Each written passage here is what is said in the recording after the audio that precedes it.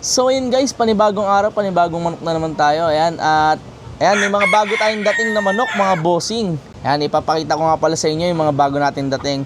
3 piraso nga lang pala itong mga bossing, isang early bird na stag, then 2 cock. So yung dalawa mga bossing sweater, tapos yung isa Popeye gray. So ayan, papakita ko sa inyo mga bossing. So ito mga bossing, ito yung unang papakita ko sa inyo, yung stag natin na early bird mga bossing. Ayan, WPC banded yan mga bossing. Ayan, napakagwapong manok. Isa nga pala tong possum sweater mga bossing. Ayan, ito may itsura mga bossing, pulang-pula yung mga mata. Ito mga bossing sa high station, bultong-bulto katawan. Ayan, early bird na WPC to. Ayan siya mga bossing ko.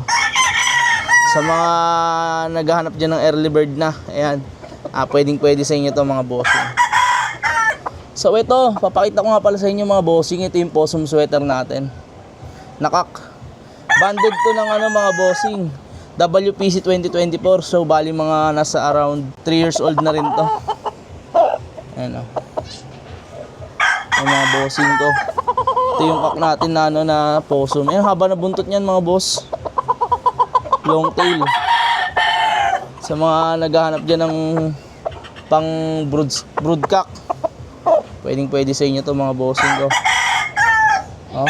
And last mga bossing, ito meron tayong Popeye gray mga boss. Ayan siya. Sa mga naghahanap ng cock, ito mga boss, 3 years old cock na to.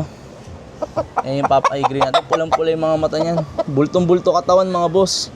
Ilalaban mo na lang talaga to. Mas maganda to pag nakalimber mga boss. Ang haba rin ng buntot niya, no? Long tail. Ayan mga bossing cock natin. Yan.